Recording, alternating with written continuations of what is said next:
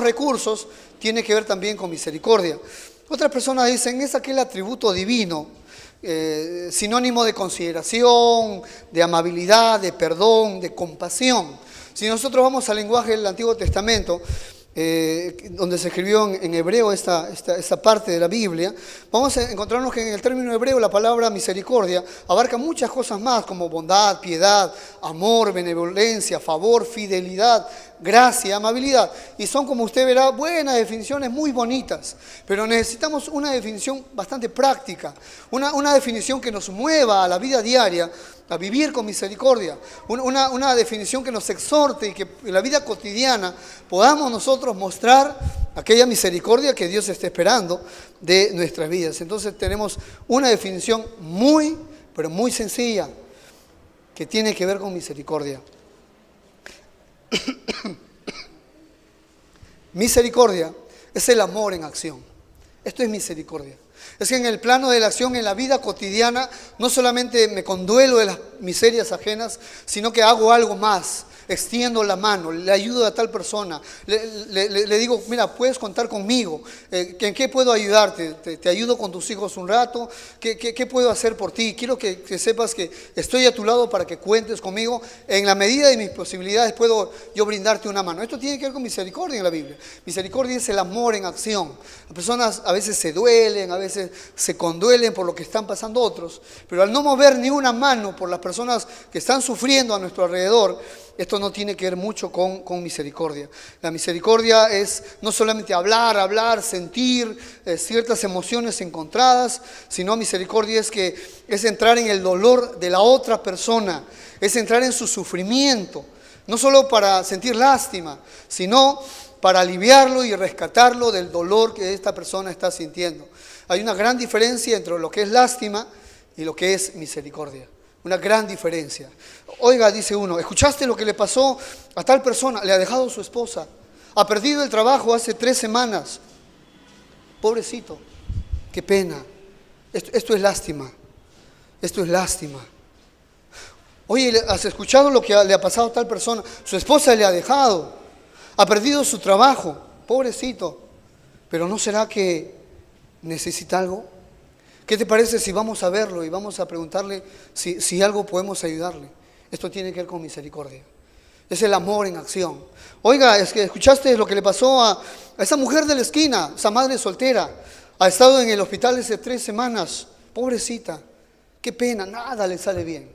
Esto es lástima. Oye, ¿has escuchado a la persona, a esta mujer en la esquina, a esta madre soltera? Ha estado en el hospital hace 3 semanas. Qué pena. Pobrecita. ¿Pero será que necesita alguna ayuda? Tal vez nosotros podemos cuidar de sus hijos. Quizás podemos llevarle algunos víveres y apoyarle de alguna forma o darle alimento a su familia. Esto es misericordia. Hay una gran diferencia entre lo que es lástima y lo que es misericordia. La misericordia se ve en el plano de la acción. La misericordia no solamente siente las penurias ajenas, sino empieza a pensar de qué forma, de qué manera te extiendo la mano, de qué manera te ayudo, estoy para brindarte cierta ayuda en la medida que puedo y puedes contar conmigo. Esto tiene que ver con la misericordia. Es el amor en acción. Esta misericordia es compasiva. Esta misericordia es en el plano de la vida cotidiana, en hechos concretos que yo puedo brindarle a los seres humanos. Esta misericordia no tiene temor de ensuciarse las manos y de ayudar a las personas a que sus vidas puedan ser reconstruidas o puedan ser transformadas. Esto tiene que ver con misericordia. Como aquel Jesús que no tuvo ningún temor y ningún reparo en tocarle al leproso, ensuciarse las manos y en la ley llamarse impuro a una persona porque tocaba a un leproso. Pero Jesús no tuvo ningún reparo y tocó al leproso. Y el leproso se ha sanado. Esto tiene que ver con la misericordia. Hay un hombre en la Biblia y seguramente hay muchos personajes más, pero quiero que miremos a un hombre en la Biblia que escaseaba de esta cualidad. Este carácter, este atributo en él era falto, era escaso, no había en él misericordia. Esta misericordia, esta compasión que debemos tener hacia las personas de nuestro alrededor, o las personas que nos conocen o los que no nos conocen, pero finalmente escaseaba en él. Quiero que me acompañe al libro de Jonás y quiero que vayamos al capítulo 4, verso 1 del libro de Jonás. Jonás, capítulo 4, verso 1.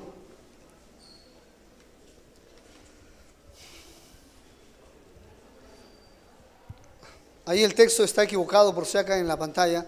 Es 4 del 1 al 11. Está al revés. Hemos mandado para corregir, pero ha visto un pequeño error.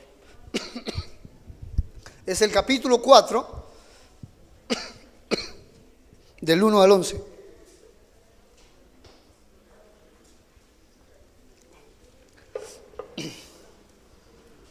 Hay muchos detalles y bastante historia extrabíblica en el libro de Jonás. Y vamos a tomar lo que nos compete, lo que es necesario ahora para compartir la verdad de Dios. Capítulo 4, verso 1 dice así.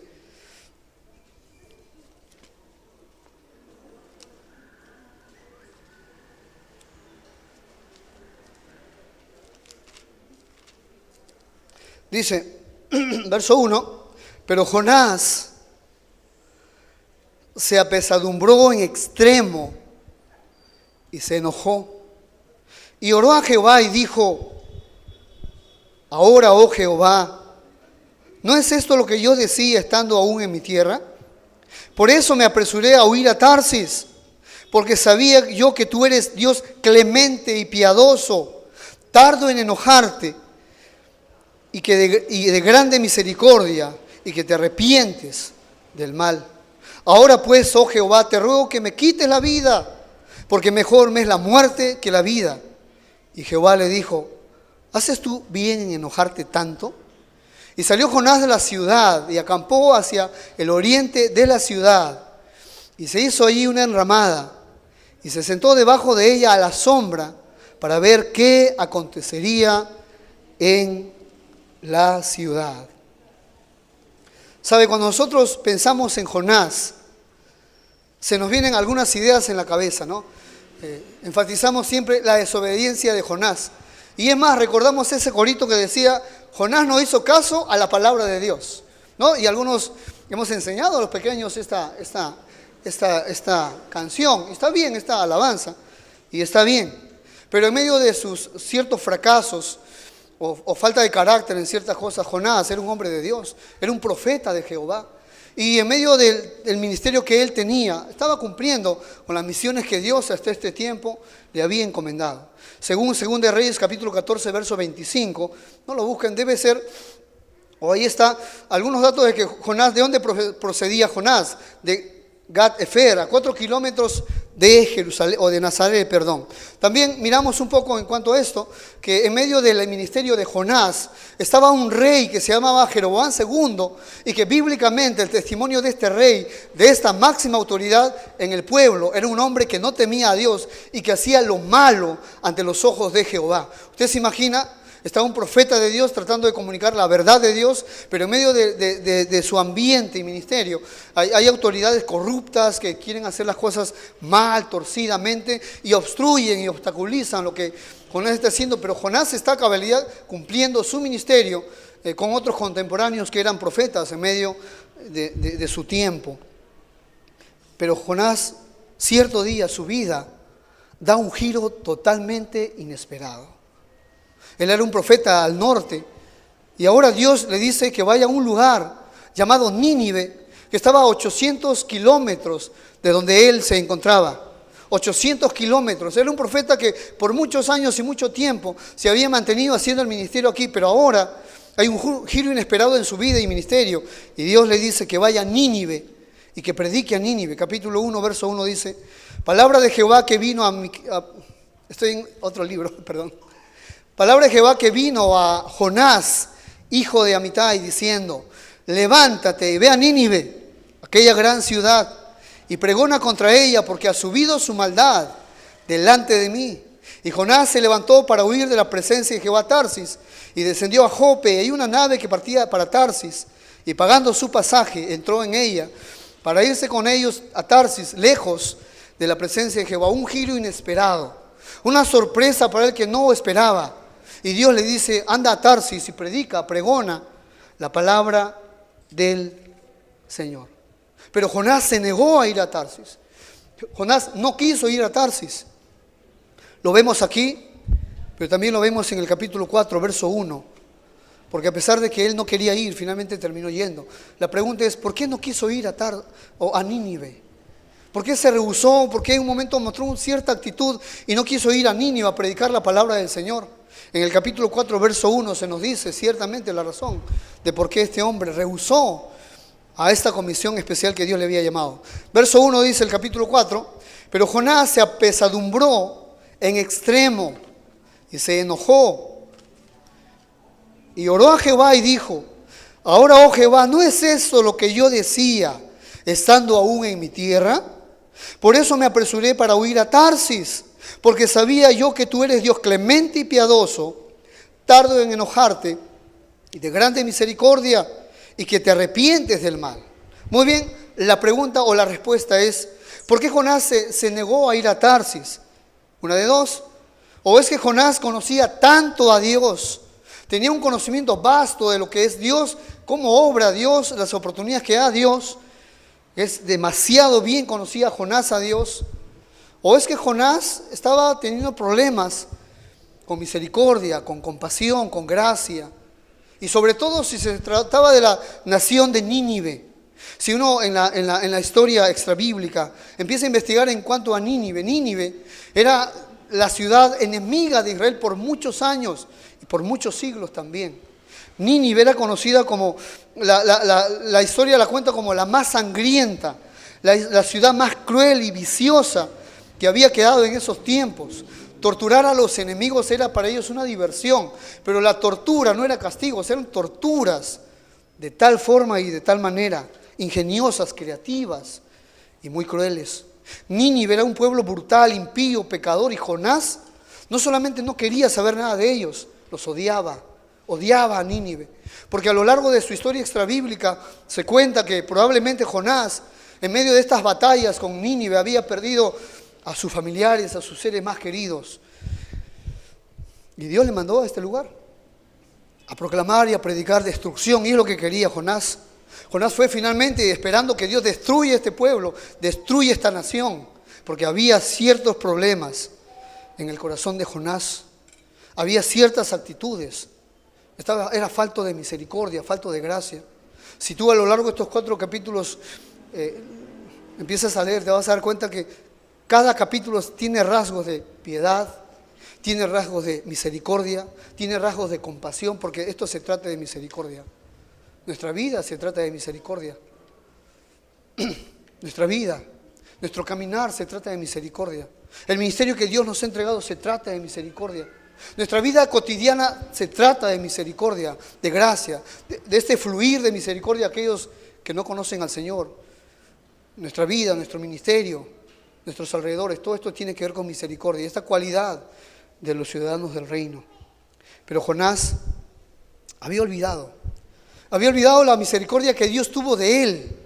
Y esto es una gran verdad que necesitamos proclamar nosotros. Olvidar la misericordia recibida nos vuelve indiferentes ante las miserias ajenas. El haber olvidado dónde Dios nos sacó y cómo Dios nos encontró y la situación en la cual estamos involucrados y en medio de todas las cosas embarradas, en medio del pecado, metidos en ciertas relaciones muy pecaminosas, etcétera, etcétera, etcétera, que cada uno de nosotros sabe cómo Dios nos halló y nos encontró. Y según el profeta Ezequiel, dice que estábamos tendida y desnuda, y Él nos levantó y nos ha vestido y nos ha dado un nuevo nombre, y finalmente nos ha dado una nueva vida en Cristo ahora. Y esa misericordia que nosotros hemos recibido en Cristo, no podemos olvidarla. No importa cuántos años ha pasado y todo lo que Dios ha hecho en medio de nuestras vidas, esto tiene que estar siempre presente, porque hay el peligro que olvidar la misericordia recibida nos vuelve indiferentes, nos vuelve un poco duros en cuanto a las miserias ajenas. Empezamos a pensar que todo se trata de nosotros. Empezamos a pensar que todo el mundo tiene que girar en torno a nosotros. Es mis problemas, son mis deudas, es mi necesidad, mira la situación con mi esposo. Y ciertamente es así, pasamos situaciones difíciles. Pero también tenemos que recordar que hemos sido llamados a mostrar misericordia y compasión por aquellos que viven a nuestro alrededor. Y sobre todo, si no conocen a Dios. Amén. Así es. ¿Sabe? Yo quiero que mire conmigo a lo largo de este libro 3 escenas donde Dios tuvo misericordia de Jonás, pero él probablemente lo había olvidado. Tan rápido, a veces sucede así. A veces el ser humano es así, pronto olvida lo que Dios ha hecho. Pasa una semana o 2 semanas y ya olvidamos cómo Dios nos sacó, cómo Dios nos libró, cómo Dios nos respondió, cómo Dios tuvo misericordia, cómo Dios nos levantó, cómo Dios nos dio una nueva oportunidad. Y lamentablemente como seres humanos a veces ocurre que en un mes, una semana, 15 días, y hemos olvidado lo que Dios ha hecho por nosotros. Quiero que mire conmigo estas 3 escenas en medio de este libro donde Dios tuvo compasión y misericordia de él y probablemente él había olvidado esto. Capítulo 1, verso 1. Miramos la primera escena de misericordia. Vino palabra de Jehová a Jonás, hijo de Amitai, diciendo: levántate y ve a Nínive, aquella gran ciudad, y pregona contra ella porque ha subido su maldad delante de mí. Y Jonás se levantó para huir de la presencia de Jehová a Tarsis y descendió a Jope y halló una nave que partía para Tarsis, y honesto todavía, y pagando su pasaje, entró en ella para irse con ellos a Tarsis, lejos de la presencia de Jehová. ¿Sabe? Yo le hago una pregunta. ¿Se puede huir de la presencia de Jehová? ¿Hay un lugar donde nosotros podamos escondernos de la presencia de Dios? No existe, no hay. Pero el hombre estaba buscando un lugar para esconderse y huir de la presencia de Jehová. Ciertamente el Salmo 139, o perdón, 139, del 7 al 12, nos dice una gran verdad. ¿A dónde me iré de tu espíritu? ¿Y a dónde huiré de tu presencia? Si subiere a los cielos, ahí estás tú. Y si en el sol hiciere mi estrado, he aquí tú estás allí. Si tomare las alas del alba y habitar en el extremo del mar, aún allí me guiará tu mano y me asirá tu diestra. Si dijere, ciertamente las tinieblas me encubrirán, aún la noche resplandecerá alrededor de mí, aún las tinieblas no encubren de ti, y la noche resplandece como el día, lo mismo te son las tinieblas que la luz. Wow. Estaba intentando huir de la presencia de Jehová. La segunda pregunta es, vemos a un hombre que abiertamente está desobedeciendo a Dios. Abiertamente. No es que se ha olvidado la comisión y se le ha pasado, sino que él está en el acto de su voluntad, en su libre albedrío. Está determinando que va a desobedecer a Dios y que va a ir en contra de lo que Dios le ha determinado. La pregunta es, ¿por qué Dios no lo mató? ¿O por qué Dios no le castigó? Porque lo ha hecho en otros momentos. Hay ciertos hombres que han terminado fulminados en su presencia. La pregunta es, ¿por qué a Jonás? Porque podía hacerlo. Estaba en una desobediencia abierta y podía terminar con su vida en el mismo momento que Jonás subía a este barco, a esta embarcación. ¿Por qué no lo hizo? Según el Salmo 103, versos del 8 al 14, encontramos la razón.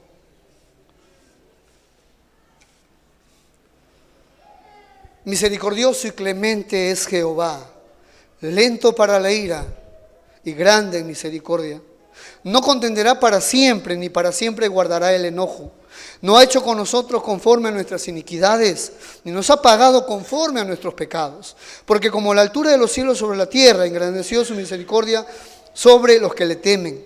Cuanto está lejos el oriente del occidente, dice, hizo alejar de nosotros nuestras rebeliones. Como el Padre se compadece de los hijos, se compadece Jehová de los que le temen, porque Él conoce nuestra condición y se acuerda que somos polvo. ¿Sabe? Cuando uno reflexiona y medita en la misericordia de Dios y uno se da cuenta que este Dios que tenemos es lento para la ira, lento para la ira, grande en misericordia. Él tarda mucho en enojarse. Y no es como nosotros, que cuando nosotros nos enojamos rápidamente o explotamos o tenemos ciertas reacciones en cuanto a lo que sucede o nos hace en nuestra vida. Pero Dios no es así, Dios no es hombre. Finalmente es Dios y Él puede controlar lo que siente, lo que piensa y actuar con mucha sabiduría y con mucha misericordia para con los seres humanos. ¿Cuántos de nosotros hubiéramos terminado en la desgracia, en el fracaso, si Dios no nos tiene misericordia y se cruza en medio de nuestro camino? Y finalmente vemos su gracia y su misericordia para con nosotros. Y aquí encontramos esta primera escena donde Dios tiene misericordia de su siervo y que no lo mata o no lo disciplina, porque va a meterle un proceso para enseñarle una gran verdad y tiene paciencia para con él. Segunda escena, capítulo 1, verso 3 o verso 4 dice: pero Jehová hizo levantar un gran viento en el mar, y hubo en el mar una tempestad tan grande que se pensó que se partiría la nave. Y usted conoce la historia, ellos suben a la embarcación y ahora empieza una tempestad tan grande. Usted se imagina, los marinos están desesperados, pero son marinos, son gente de experiencia en el mar, son personas que una vez, 2 veces no han pasado. Ellos están acostumbrados a vivir en el mar y a vivir de los azotes del mar y de las olas, etcétera, etcétera, etcétera. Son marinos. Pero estos marinos con gran experiencia están asustados porque esta tempestad es tan grande, que ellos ya no saben qué hacer. Encontramos a un hombre en medio de sus indiferencias durmiendo ahí abajo y le tienen que despertar. Dice en el verso 5: y los marinos, tuvieron miedo, y cada uno clamaba a su Dios, y echaron al mar los enseres que había en la nave para descargarla. Pero Jonás había bajado al interior de la nave y se había echado a dormir. Y nosotros conocemos la historia. Finalmente Jonás, en medio del bullicio, porque era todo un bullicio, una desesperación. Si nosotros nos adentraríamos a la misma escena de ese momento, en medio de los truenos, en medio de las olas, en medio de cómo anegaba esta embarcación, en medio de las personas y los gritos que tenían de angustia y de desesperación porque no sabían qué sucedía, y como Dios no juega a los dados, finalmente sale que la culpa tiene Jonás de todo eso. Y ellos en su misericordia, como seres humanos, en un afecto natural, no lo echan a primera instancia. Quieren saber si pueden lograr hacer algo por este hombre. Y finalmente no pueden hacer nada. Tienen que hacer lo que Dios está esperando que hagan. Y lo envían y lo avientan al mar. Y en el mar es tragado por un pez. ¿Sabe? Hay algunos estudiosos que cuando empiezan a mirar esta parte de la Biblia se burlan. Y piensan que esto es una historia ficticia, que esto es una historia mística o mítica. Y no tiene nada de verdad. Sin embargo, para nosotros, esto es la palabra del Señor. Amén. Esta es la verdad de Dios, inspirada por Dios. Y encontramos a un gran pez que se cruza en el camino de Jonás y devora a Jonás. Milagrosamente un hombre está vivo en el vientre de este gran pez. ¡Wow! Sobrenaturalmente, el pez no es una disciplina. El pez es la gracia y misericordia sobre la vida de Jonás. Nosotros tenemos ciertos pequeños testimonios de lo que sucedió con Jonás cuando fue enviado al mar, echado en el mar. Y él va a relatar en una oración lo que sucedía en medio de sus pensamientos y cómo finalmente Dios lo alcanza y Dios lo rescata. Capítulo 2, verso 3, dice así: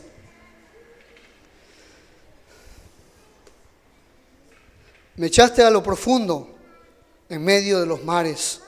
Me rodeó la corriente, todas tus ondas y tus olas pasaron sobre mí. Entonces dije: desechado soy delante de tus ojos, mas aún veré tu santo templo. Las aguas me rodearon hasta el alma, rodeóme el abismo. El alga se enredó a mi cabeza, descendí a los cimientos de los montes. La tierra echó sus cerrojos sobre mí para siempre, mas tú sacaste mi vida de la sepultura, oh Jehová, Dios mío. Cuando mi alma desfallecía, en mí me acordé de Jehová. Mi oración llegó hasta ti en tu santo templo.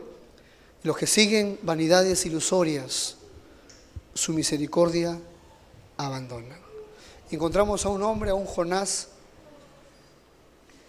que está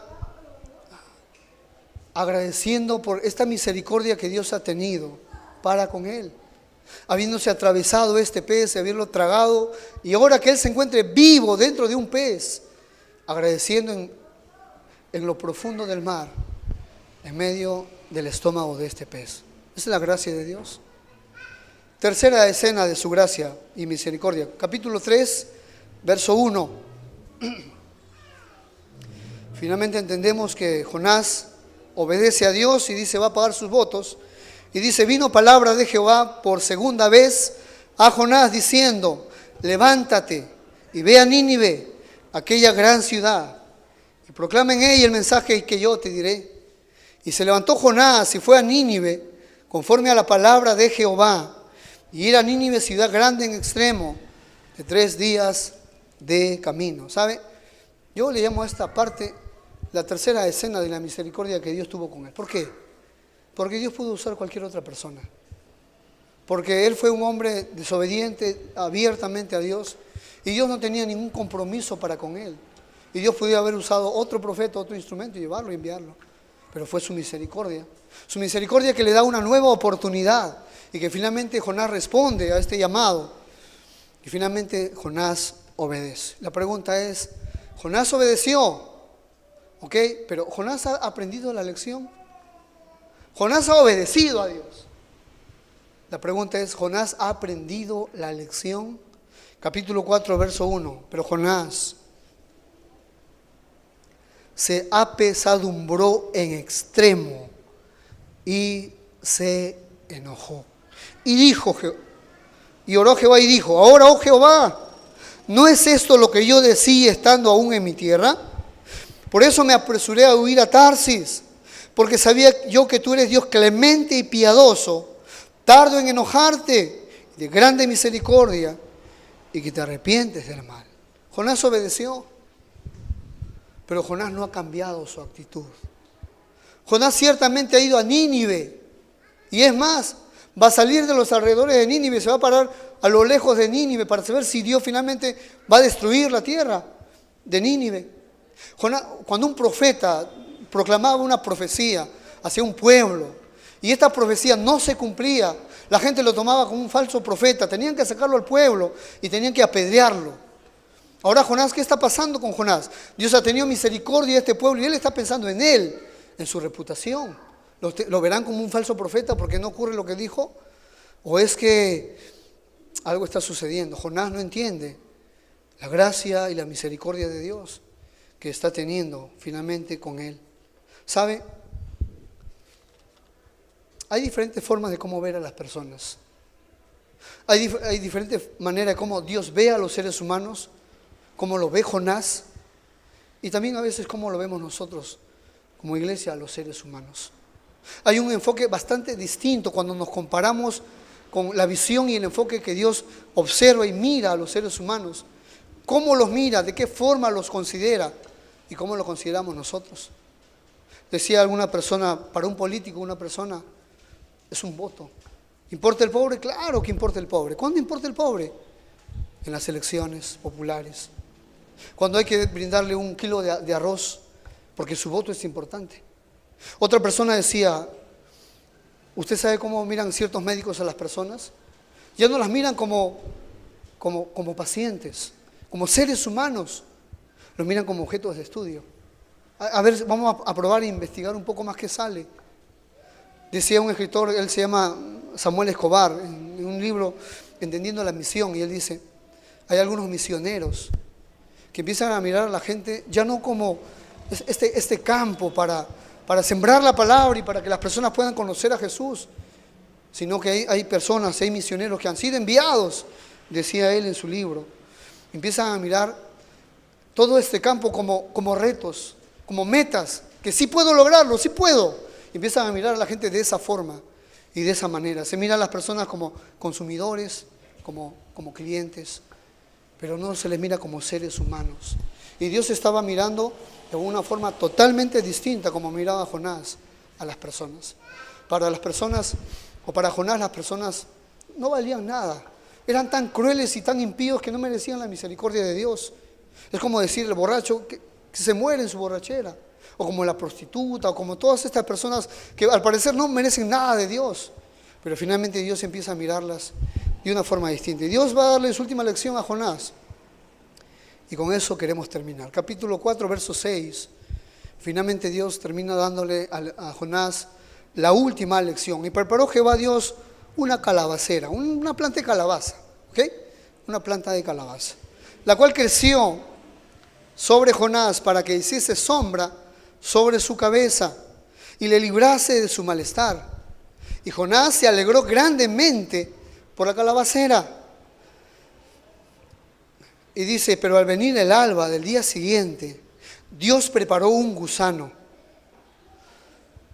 el cual hirió la calabacera y se secó. Y aconteció que al salir el sol, preparó Dios un recio viento y solano, y el sol hirió a Jonás en la cabeza. Se desmayaba y deseaba la muerte, diciendo, mejor sería para mí la muerte que la vida. Entonces dijo Dios a Jonás, ¿tanto te enojas por la calabacera? Y él respondió, mucho me enojo, hasta la muerte. Estaba enojado Jonás. Y dijo Jehová, ¿tuviste tú lástima de la calabacera en la cual no trabajaste, ni tú la hiciste crecer, que en espacio de una noche nació y en espacio de otra noche pereció? Y Dios es lo que le está diciendo a Jonás, es más o menos así. Jonás, ¿has visto esta planta de calabacera, de calabaza? Tú la has creado. ¿Acaso tú has abonado esta planta, Jonás? ¿Acaso tú has hecho algo para vestirla de los colores diversos que tiene? ¿O tú la has llevado a que pueda dar este fruto y este árbol frondoso en el cual él se ha convertido? ¿Has hecho algo? ¿Has movido un dedo? ¿Has sustentado tú esta planta? Es más, ha nacido en un día y el otro día ha desaparecido. Tanto te has apegado y tanto amor has tenido por esta planta que no es tuya y que no has hecho nada por ella. Y ahora Dios le dice en el verso 11, y no tendré yo piedad de Nínive, aquella gran ciudad donde hay más de 120,000 personas que no saben discernir entre su mano derecha y su mano izquierda, y muchos animales. Y le dice, ¿y sabes qué? Le dice, en Nínive, sí, ciertamente pueden ser de lo peor personas, pero terminan siendo criaturas del Señor, terminan siendo seres humanos. Yo los he sustentado, hago salir el sol sobre buenos y malos, hago llover sobre justos e injustos. Y finalmente son creación y son criaturas del Señor. Y no voy a tener yo misericordia por estas personas. No voy a tener compasión por ellas que se están muriendo en sus pecados y en sus maldades. Yo las sustento, yo las cuido, son mi creación. Yo finalmente las he hecho. Y no voy a tener misericordia de estas personas, tantas personas, y que tienen tanto tiempo de creación y existencia como tú tuviste por la calabacera. Es lo que Dios le está diciendo a Jonás. Y saben, hermanos míos, necesitamos mostrar esta misericordia en acción. Necesitamos como iglesia mostrar este amor en la vida diaria. Mostrarla no solamente con palabras, sino con hechos concretos. Y sabe, tenemos una gran oportunidad. A lo largo de estos 3 domingos en la noche, estamos adentrándonos y preparándonos para un gran evento de conexión. Personas que no conocen a Jesús y que probablemente en este mismo momento Dios está obrando en sus corazones. Su gracia los está alcanzando y extendiendo, su misericordia. Están muchas de ellas ya dispuestas y necesitamos o invitarles o compartirles el Evangelio. Necesitamos llevar una pequeña invitación, una, quizás 2, no lo sé, a tu vecino, a tu amigo, a la persona a tu costado, a tu compañero de estudio y de trabajo. Una pequeña invitación de 3 noches para que puedan escuchar. Quizás no para que se conviertan a Jesús, quisiéramos todo eso, pero para que sencillamente puedan ser expuestos al Evangelio. Escuchar la verdad de Dios, quién sabe si pueden dar un paso de fe y conocer a Jesús y beber de esta misericordia que tú y yo hemos bebido también. Es muy sencillo, es muy sencillo. Lleva una invitación. No la pongas en tu Biblia, no la termines dejando en tu casa. No invites personas que ya van a otra iglesia, no es para ellos, es para las personas que no conocen a Jesús, que no tienen a Cristo en sus vidas y que están en tu alrededor y que tú trabajas y haces y negocias y los ves diariamente y conversas con ellos. Una pequeña invitación, mostrándole con hechos concretos esta misericordia, este amor en acción. Amén. Tenemos la gran oportunidad, así que no olvides, nos preparamos para todo esto y Dios está esperando que su iglesia se mueva a lo largo de estas 3 semanas en esta gran oportunidad. Toca puertas, mándale un mensaje, dice, te espero en la puerta de la iglesia, te espero en la esquina. ¿Qué te parece si te pago la moto? Y nos venimos a la iglesia. Tantas oportunidades para que las personas puedan sencillamente ser expuestas al mensaje de Dios. Lo demás es la parte de Dios. Lo demás lo hace Dios. ¿Qué te parece si oramos? Ahí donde estamos. y encomendamos este tiempo a Dios.